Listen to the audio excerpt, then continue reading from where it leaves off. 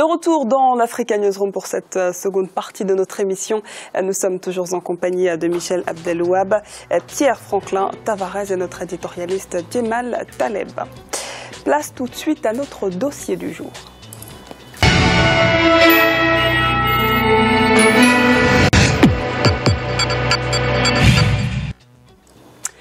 L'Afrique est le continent dont la population s'accroît le plus vite. Afrique du Nord comprise, sa population pourrait quadrupler, passant de 1 milliard actuellement à 4,2 milliards en 2100, d'après le scénario moyen des Nations Unies. Un homme sur 7 vit aujourd'hui en Afrique. Ce sera probablement 1 sur 4 en 2050 et peut-être 1 sur 2 ou 1 sur 3 en 2100. Quels sont donc les bienfaits de cette croissance? Élément de réponse dans cet élément de Jacques Amboka. La population africaine n'a cessé de croître depuis les années 1950. 230 millions d'Africains en 1950, 1,2 milliard en 2015, environ 2,4 milliards en 2050. La population aura été multipliée par 10 en un siècle, contre 3 pour le reste du monde, 1,3 pour l'Europe. En 2050, la part de l'Afrique dans la population mondiale, qui était de l'ordre de 9% en 1950 et qui représente 16% en 2016, devrait atteindre 25% en 2050. Une forte croissance démographique est un atout pour le développement économique des États, dans le sens où cette croissance apporte la main-d'œuvre nécessaire dont les pays ont besoin. La Chine en a expérimenté et éprouvé les bienfaits de la croissance démographique de sa population. Pourtant, considérer la croissance démographique comme un atout au développement économique des États sous-entend mettre en exergue la formation et l'éducation de cette population afin qu'elle soit apte à se constituer en une main-d'œuvre dont les pays ont besoin. D'une nation qui a évolué normalement, la croissance démographique a un poids sur l'économie. Puisque vous avez une population notamment jeune qui travaille, elle contribue positivement et favorablement à la production et à la productivité. Alors, vous pouvez prendre le cas de la Chine. La Chine, en moins de 50 ans, a quitté même son cap. Bien sûr, c'est puisqu'elle a une population non seulement instruite, mais qui contribue positivement à la productivité et à la croissance du pays. Donc, l'effectif de la population, bien sûr, une population bien instruite. C'est pourquoi le capital humain est un des facteurs très déterminants même dans cette croissance économique. Avoir une population non instruite, ça n'a aucun impact. Les taux élevés de fertilité et un nombre croissant de femmes en âge de procréer ont pour conséquence que, au cours des 35 prochaines années, quasiment 2 milliards de bébés naîtront en Afrique. Pour certains, cette forte croissance, si elle n'est pas bien encadrée, est un facteur de sous-développement. Il y a une très forte croissance en Afrique. C'est un effet de sous-développement et surtout de la pauvreté. Puisque ici, chez nous, en Afrique, si nous regardons très bien, il n'y a pas trop de loisirs. Les gens se contentent seulement d'aller au boulot et rentrer juste à la maison et la chose continue dans ce sens-là et la croissance ne fait qu'augmenter puisqu'il y a trop de procréation à ce moment-là. En RDC, comme partout sur le continent, les grandes agglomérations subissent fortement l'influence de la croissance démographique. Les villes, qui dans la plupart des cas sont surpeuplées dans un contexte où une bonne politique d'aménagement fait défaut. En effet, depuis le départ de colons belges, le pays n'a pas engagé une politique solide d'aménagement des villes. Des cités construites pour un nombre limité de population en accueillent ces jours une population au-delà des prévisions. Kinshasa en est un exemple. Construite pour environ 400 000, la capitale congolaise abrite ces jours plus de 10 millions d'habitants. Aujourd'hui, la situation a connu une croissance qui met en difficulté le bon fonctionnement des villes, également le mouvement de gens qui aujourd'hui n'arrivent plus à contenir le nombre de la population et voire même certaines stations deviennent surchargées. Donc la situation a connu la situation démographique a connu une croissance, je dirais même vertigineuse, qui aujourd'hui devient de plus en plus insupportable dans des villes. Faire de la croissance démographique un facteur de développement implique des mesures d'encadrement. Celles-ci doivent en principe commencer par un exercice périodique de recensement. En RDC, pourtant, le dernier recensement organisé remonte en 1984. Il avait fixé à 30 millions la population zaïroise de l'époque. Plus de 30 ans après, on table la croissance démographique en RDC entre 2,5 à 3% par an. La population congolaise actuelle est estimée à plus de 70 millions d'habitants. Avec la baisse de croissance économique, le budget du pays a chuté de 9 à 4,5 milliards de dollars en 3 ans. Pour beaucoup, dans ces conditions, la croissance démographique ne peut constituer un facteur pour le développement. Pour une population comme celle-là, vous pouvez vous imaginer déjà que en 1960, la RDC avait un budget pour une population qui était en deçà de 15 millions. La RDC avait un budget de plus de 15 milliards. Donc, comme je dirais, aujourd'hui, avec plus de 70 millions, avec un budget de 4 milliards, vous pouvez déjà imaginer les conséquences qui peuvent en découler. Alors, en principe, pour un État qui a évolué normalement, pour une population de 70 millions d'habitants, avec les potentialités, les ressources naturelles dont dispose la RDC, on ne pouvait pas avoir moins de 30 milliards de dollars de budget. Il suffit de comparer. En 1960, la RDC avait le même niveau, le même PIB avec le Canada et même les deux Corées. Mais aujourd'hui, si vous comparez ces pays, la RDC est à la traîne, s'il faut le dire. Dans cette croissance démographique africaine, le Nigeria se trouve en première ligne avec l'un des taux de natalité les plus forts du continent. En effet, près d'un bébé sur 10 nés dans le monde sera nigérian en 2050. Faire de sa croissance démographique un facteur de décollage économique, c'est le défi que l'Afrique est appelée à relever. Le continent se doit d'investir sur le capital humain en assurant à sa population une bonne éducation et une formation pour en faire une main-d'œuvre utile au développement, tout en mettant en place une bonne planification familiale. Ce sont quelques pistes que le continent est appelé à suivre, estiment les analystes. Ainsi, il appartient donc aux leaders africains de faire montre d'une bonne volonté politique susceptible d'accompagner efficacement cette croissance démographique. Monsieur Tavares, quand on entend ces chiffres, on parle d'1 milliard d'Africains actuellement et 4 milliards en 2100. Vous voyez ça, vous, comme une opportunité ou alors peut-être un frein, une bombe à retardement pour notre continent? Non, je ne crois pas. Je crois que les Africains d'une manière générale et l'Afrique en particulier devraient être optimistes. Il y a deux facteurs qui me paraissent importants quand on essaie d'analyser l'accroissement naturel. C'est d'abord, on voit qu'avec les indépendances, c'est-à-dire autour des années 60, il y a un bond qui est effectué. Et puis après, il y a une deuxième considération, second élément, c'est le sous-développement qui accélère le taux de natalité. Aux chiffres qui sont donnés, et peut-être pour avoir un tableau assez précis, j'aimerais apporter quelques éléments sur la densité.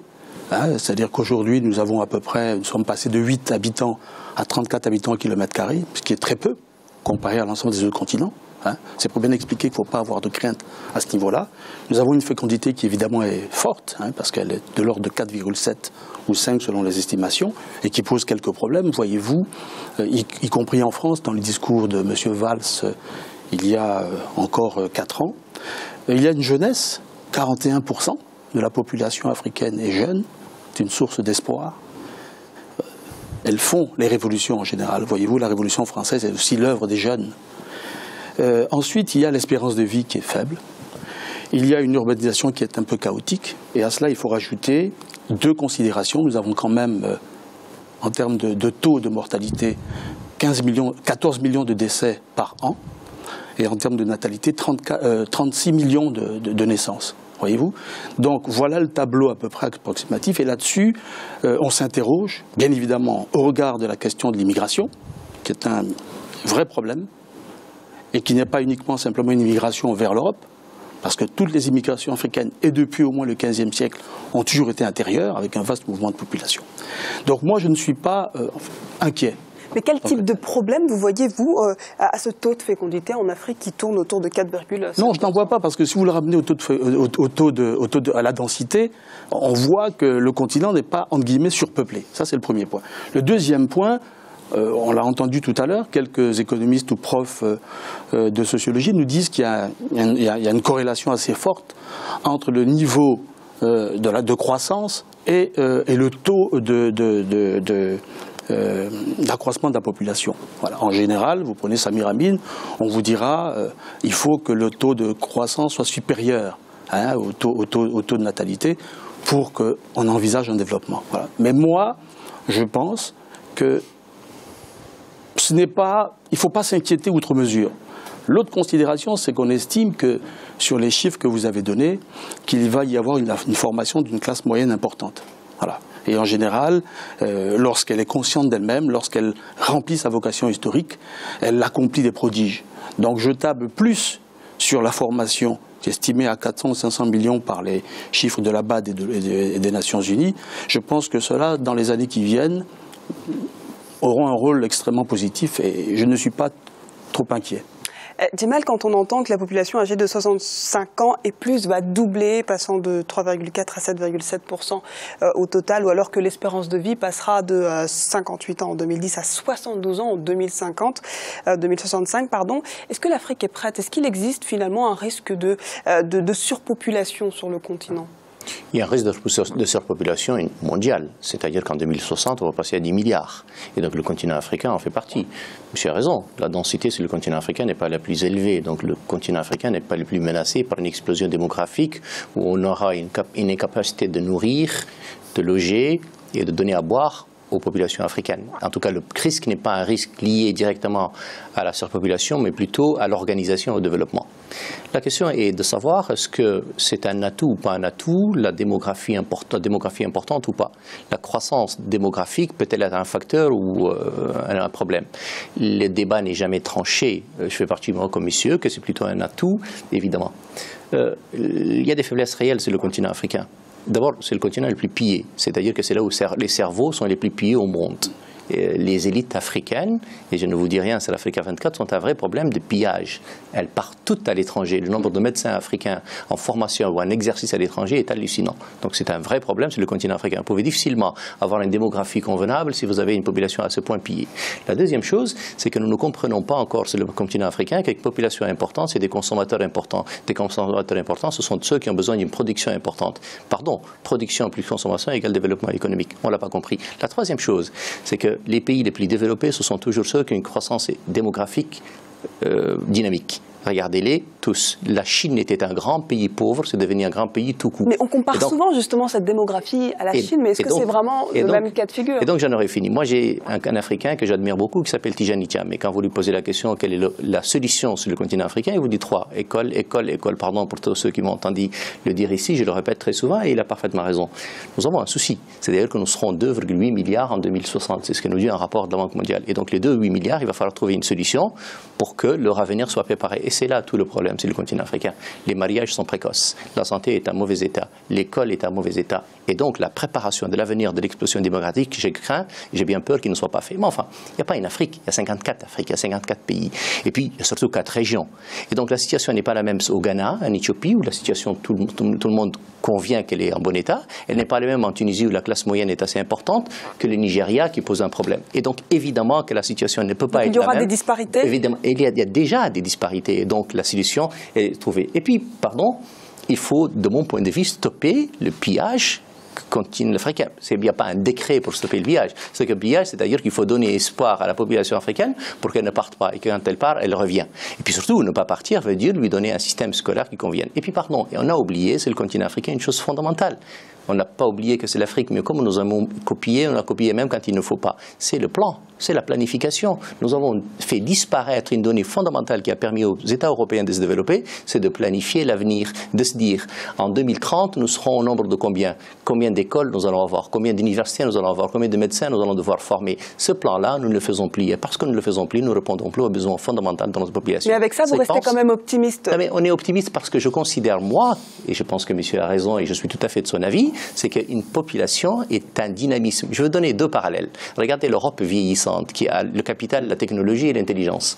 Elle est en déclin. Regardez un pays comme l'Allemagne. Il produit 1,4 enfants par ménage, c'est-à-dire rien du tout. Il faut 2,1 pour que ce soit développé. Regardez un pays comme l'Espagne. Elle produit 1,4. Regardez un pays comme la France qui était un dynamisme extraordinaire, 1,9. Nous avons besoin de d'une démographie beaucoup plus forte. Et j'en aurais fini. Il y a un rapport d'Eurostat qui est clair. Si l'Europe veut demain récupérer, je dis bien récupérer, son niveau actuel, elle a besoin de 300 000 immigrants par an. Quand elle veut renouer avec le développement économique et atteindre un niveau très élevé, il en faut 3 millions. Et donc, c'est le continent africain, on a besoin de ça. Pardon, quand on est jeune, en bonne santé et bien formé, on incarne l'avenir. Et c'est en cela que je considère, moi, qu'un peu d'efforts, beaucoup d'efforts économiques, de planification, beaucoup d'efforts de politique, de prévision, permettra au continent africain d'être plus dynamique.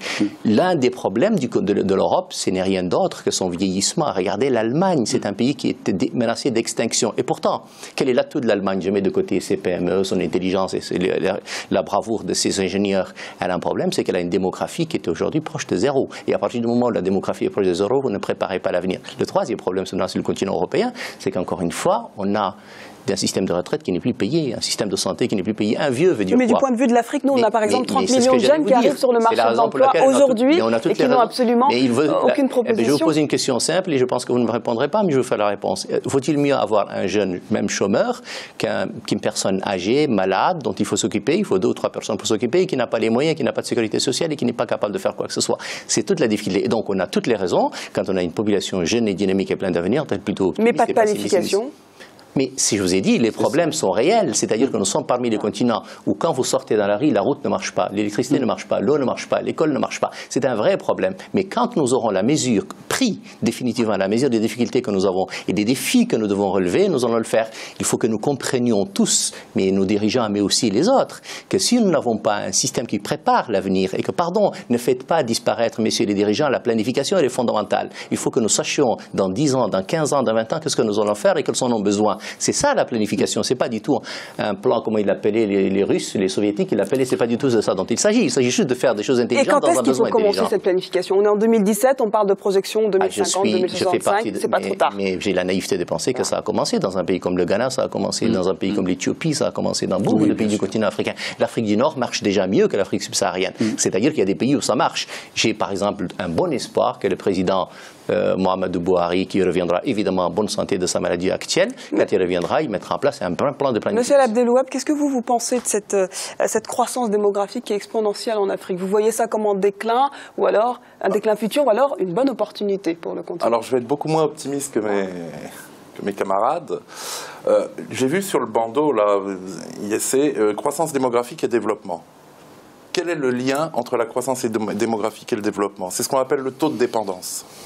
Le taux de dépendance, c'est le ratio entre la population, entre guillemets, assistée et la population active. Aujourd'hui, en Afrique, elle est de 90 assistés, enfin, dans la bande sahélienne, là où la situation est la moins favorable.